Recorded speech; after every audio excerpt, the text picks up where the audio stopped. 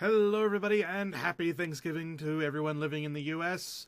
It's Thanksgiving and there are a lot of cards to go through. Usually they actually, from my experience, they usually forget to update today, or they skip it because it's Thanksgiving and they do celebrate it. But today they uploaded a whole bunch of them and we're going to go through them because, hey, they did. And I don't want to wait till tomorrow because then it'll be a bunch of cards. There's already like a whole bunch. There's like 15. So we're going to go through. And this is my first time looking at all these cards as usual. And yeah, let's just get into it. Yeah, so the first one is Revenge of the Wild. Hunter card, 2 mana spell. Summon your beasts that died this turn. I like it. I think it's pretty good. Really good beast synergy with Hunter who likes it. There's lots of uses for this. You could play out the rhino and then run all your beasts in and then play this and bring them all back. It's basically a Kel'Thuzad turn in a 2-mana spell, which is pretty great. And very dangerous for Hunter to have, and there you go. Now they have it. It's good. I like it. Next, the Amani War Bear. 7 mana, 5/7 beast neutral card with rush and taunt. To be perfectly honest, I think this might be a little bit too expensive at 7 mana. Here's the thing. The Amani War Bear is one of those mounts that is just like really cool to have in WoW. It's not like the easiest thing to attain because a lot of people just sort of forget that it's there and they go back and get it and then you feel cool because you got it.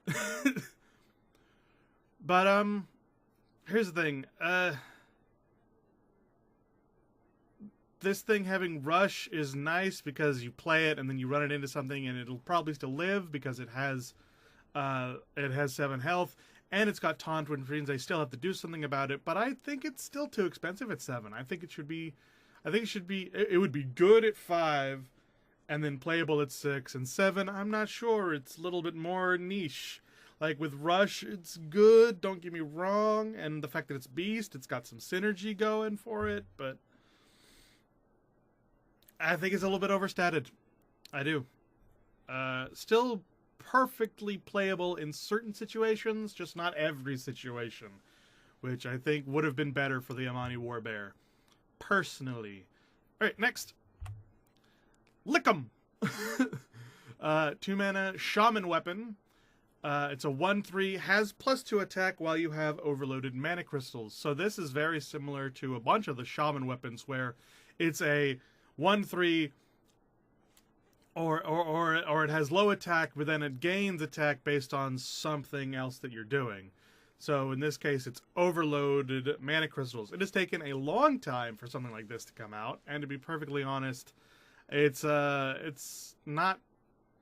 It's in the wrong expansion. It really is. There was a time when Overload Shaman was a really big thing, and it is not currently, as far as I can tell.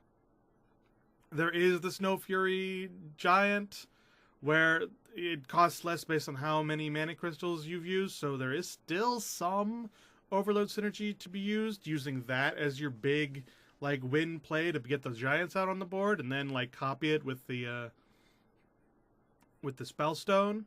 So the pieces are still there, but it's a little late, and overload has sort of gone away again. Maybe we'll get some more good overload. If we get some more good overload for this expansion and overload comes back, then this will be a perfectly good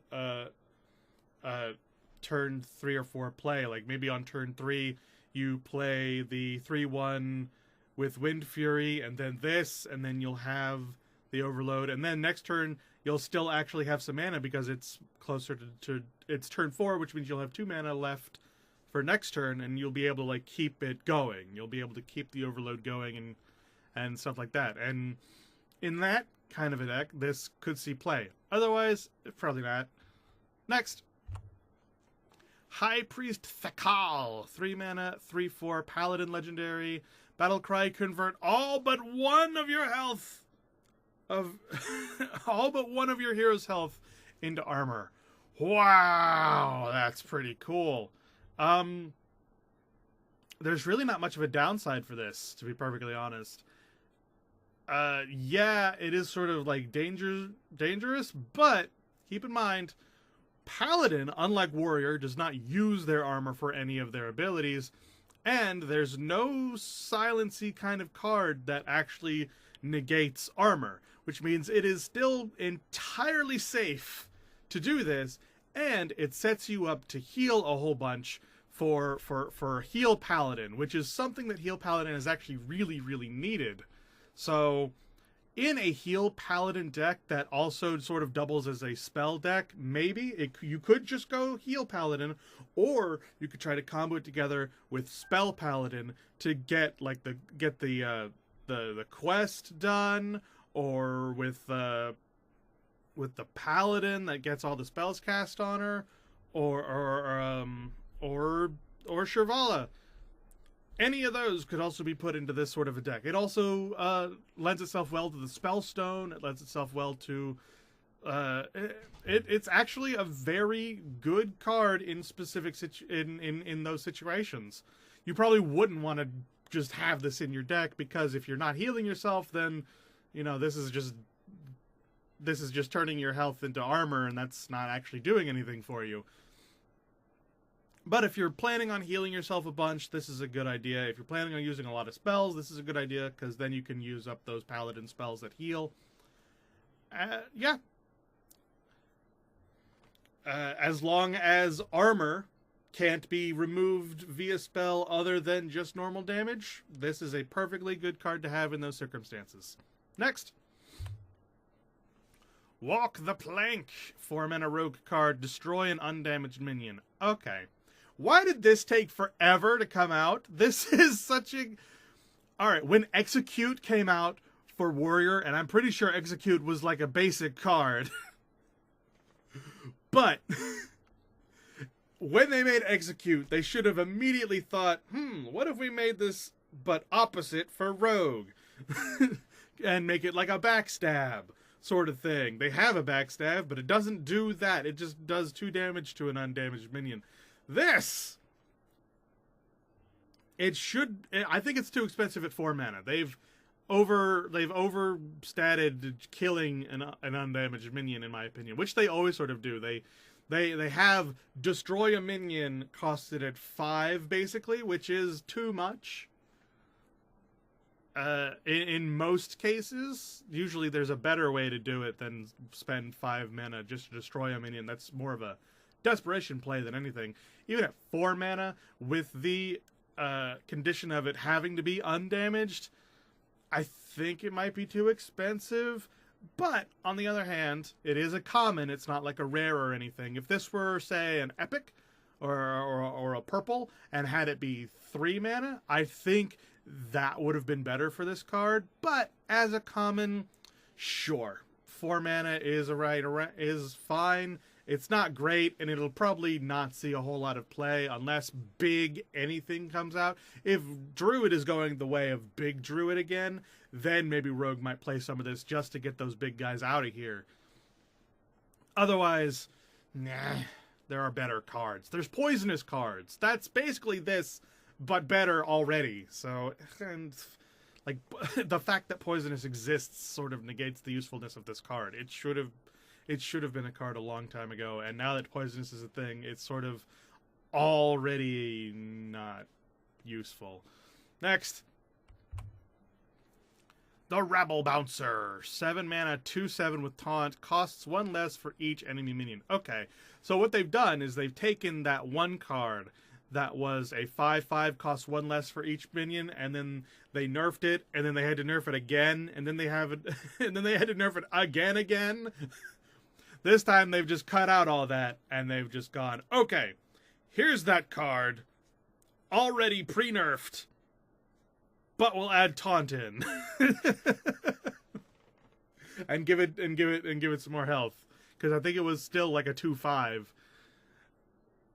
So they've tried to unnerf it, but in a different way.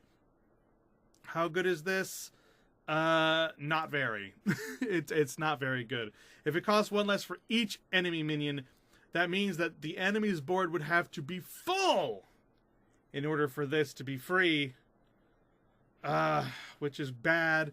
And even if it's, say they've got 4 minions on the board, this costs 3 mana. You'd think, well, a 3 mana 2/7 with taunt, that's pretty good. Except the enemy already has 3 or 4 minions on the board. Like, if they've got 4 minions on the board, this is practically just a desperation play. This is like, please don't kill me this turn with your 4 minions. As opposed to, let me deal with those 4 minions. Yeah, it's not... Yeah, I don't think so. Next. Soup Vendor. 2 mana, 1/4. Whenever you restore 3 or more health to your hero, draw a card. This goes into Heal Paladin. Or Priest.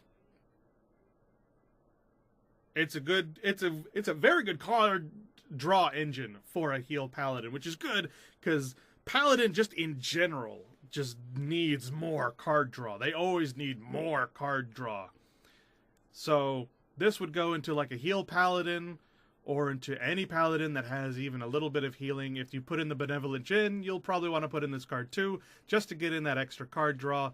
If you're a priest, you probably already have plenty of card draw, but if you want to trade, say, well, no, even the 1 mana 1/3, whenever you heal a minion, draw a card, that's slightly better than this because it's 1 mana, and it's whenever you heal a minion, it's not restore 3 health or more, which, you know, one you can just do with a push of a button and draw a card, and the other one you can't.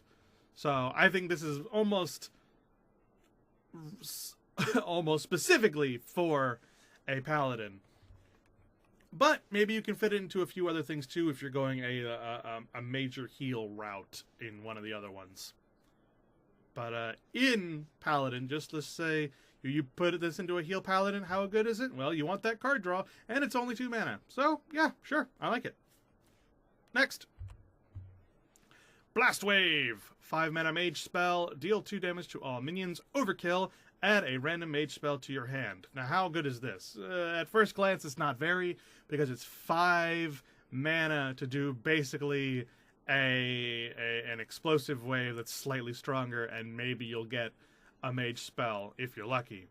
But what is important to remember is that that 2 is a numeral 2, meaning that it's affected by spell power. So on turn 4, you play the 4/3 that gives you +2 spell power. You do this, deal 4 damage to all minions, including that 4/3.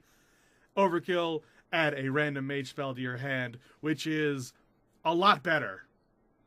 Yeah, you're killing your own minions with this, but you're getting at least 2 or 3 mage spells to your hand in that specific scenario. Even in other scenarios where you're just trying to give a little bit of magic power to this, like maybe you play a kobold or the 2/1 that gives your next spell +2 spell power, you're still at getting a couple of mage spells. How good are random mage spells? Well, they sort of run the gambit, but on average, they are good. Like, they're just better. Like, there's maybe 6 spells out of like 40 that you would not like never want, or like you would just like be like, this, it's just freeze a minion, boo.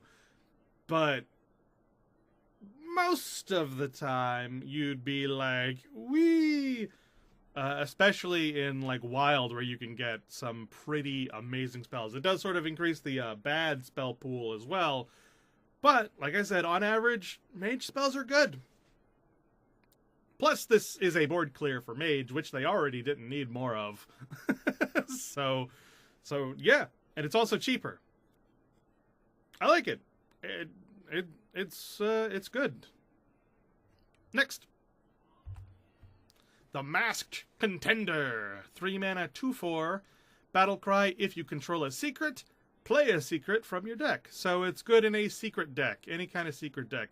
In Wild, it's going to be pretty good in Paladins, in Secret Paladin, although Secret Paladin already has that one, like, 6/6 create a Christmas tree card.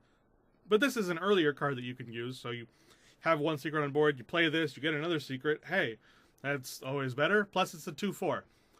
On Mage, it's going to be good. Mage has a lot of good secrets, so if you play some kind of a secret mage or a secret hunter. There aren't a whole lot of secret hunters anymore, because if you're playing secrets, you'd probably want to be playing like a spell hunter, and then just have a whole lot of secrets. And if you're playing a spell hunter, you can't have this in your deck because it needs to be all spells and no minions, or you have to pray that you draw this before you draw the things that are like, if you have only spells left in your deck, which is just not a good idea.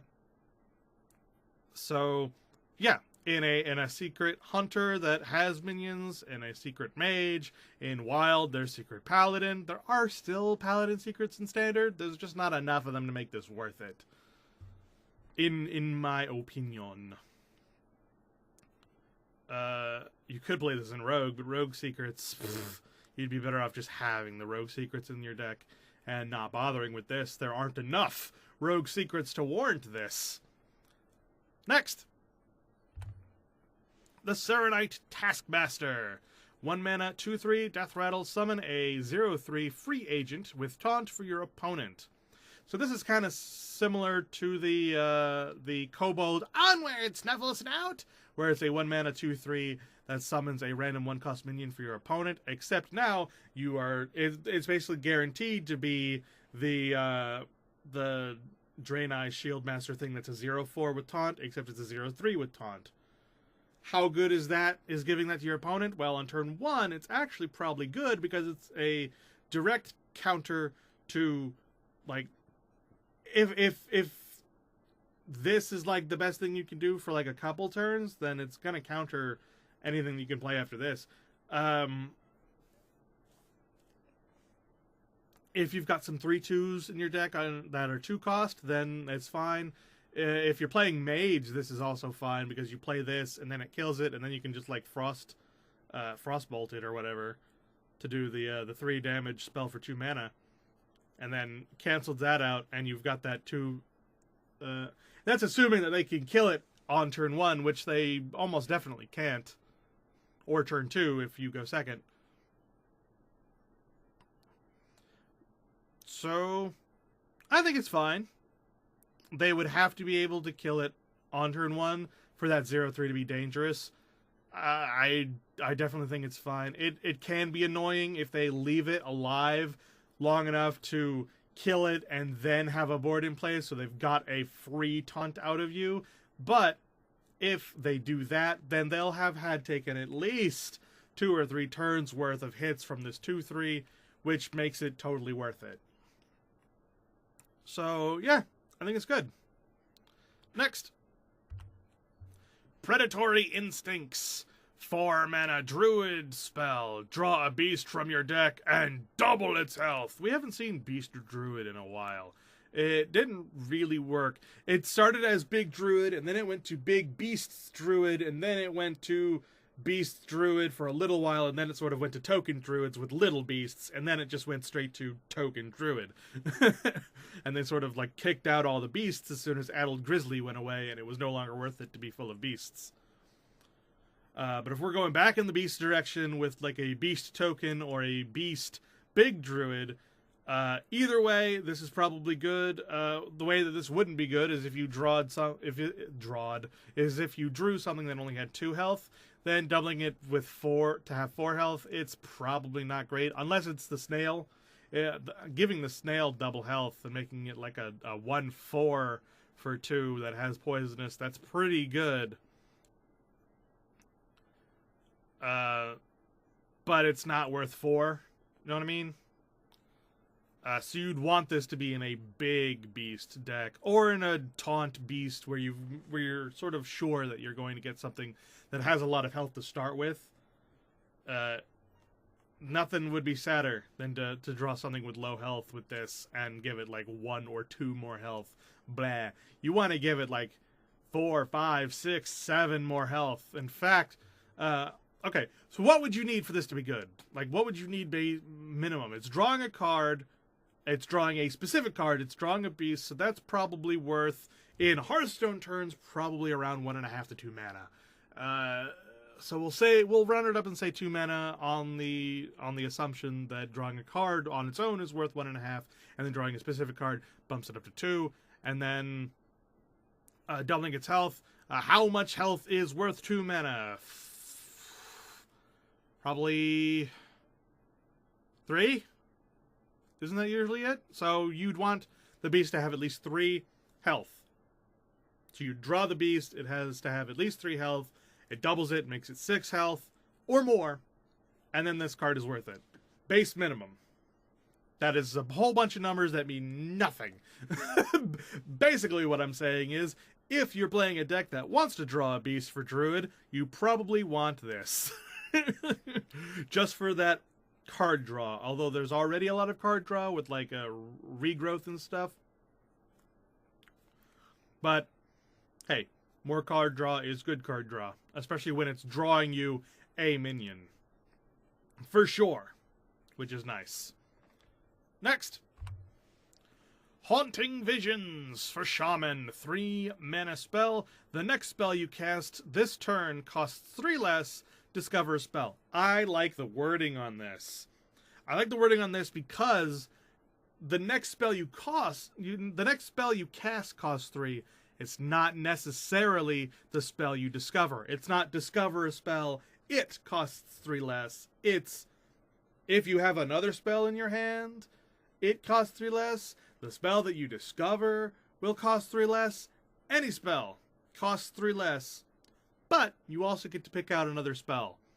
So say in a situation you have a spell that you can use, but it's slightly too expensive, or you are running low on cards and you want to draw another spell before you play this card, then you can do that.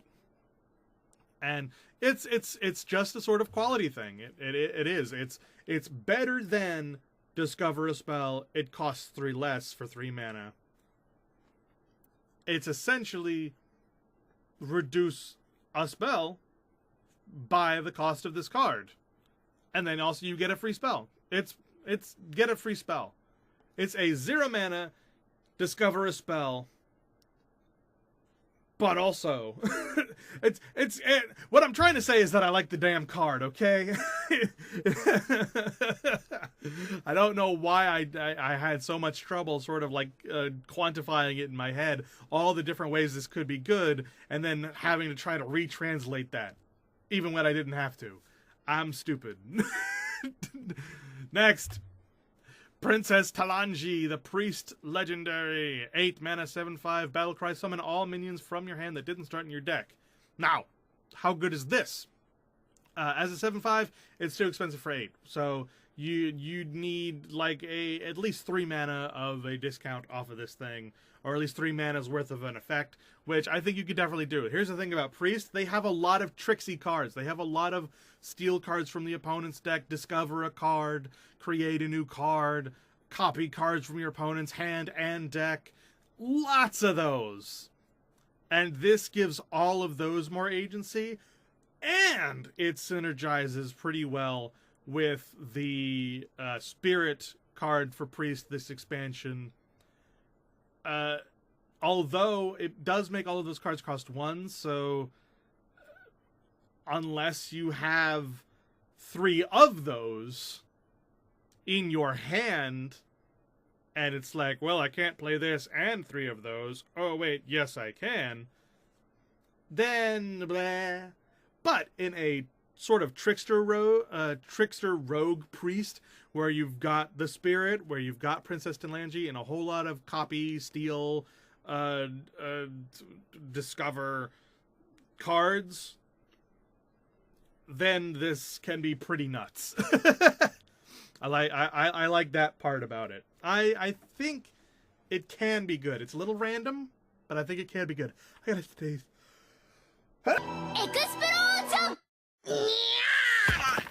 So yeah, I think it can be good. Next, Merlok Tasty Fin. 4 mana, 3/2 Merlok, Death Rattle, draw 2 Merloks from your deck. I like that this is neutral, but there's not a whole lot of Merloks right now. This sort of doesn't have a home. In Wild, it's okay. It's basically the Shaman spell, draw 2 Merloks, but with a 3/2 body on it. So it's blah. It's two cost cards sort of smashed together, which is blah. I guess if in a merlok deck you would want to be playing a lot more merloks constantly, so getting 2 merloks from your deck sort of more reliably, like you've got the spell and then you've got this, sure. But I don't know. I think it might be too expensive. I think it should be 3 cost to be good. Plus, also, Murlocs are kind of... Murlocs never really recovered from losing old Merc Guy. Even with the quest. Next! The Overlords Whip. 3 mana, 2/4 warrior weapon. After you play a minion, deal 1 damage to it. Meh. Once again, it's taking a 1 cost card and a, I guess now it's a 3 or 4 cost weapon. Before the nerf, it was like a 2 or 3 cost weapon, but now it's like a 3 or 4 cost weapon, and smashing it together to make 1 average weapon. Like in a in an enrage warrior, it's fine, but there's already a lot of cards that can do this. I don't think it needs another. I guess more is better in this case, but it's just bleh. At least on the positive side, it doesn't like lose durability or anything while it's doing this. So you can just have it be on play and have it do this. So it's sort of a workaround for them killing your 1 mana thing that deals 1 damage to it. You can just have the weapon, and unless they have weapon destruction, you can just sort of have it. So at least there's that sort of usefulness out of it. And in that sense, maybe it's more useful. But I don't know. I guess it's a good setup for like the 1/4 that summons 2/2s. Know what I mean? I can't remember the card name. I think it's just okay. I think this card is just okay. Next. Oh no, that was the last one. Okay. Wow, look. Warrior, warrior, warrior, warrior. Alright, so that was it. This went on forever. But, yeah. I hope you enjoyed. Let me know if you agree or disagree. I don't know. Again, these were just sort of my first looks. I haven't really thought about it a whole bunch. I'm literally looking at the card and giving my thoughts the moment of. So, yeah, I hope you enjoyed. Goodbye, everybody.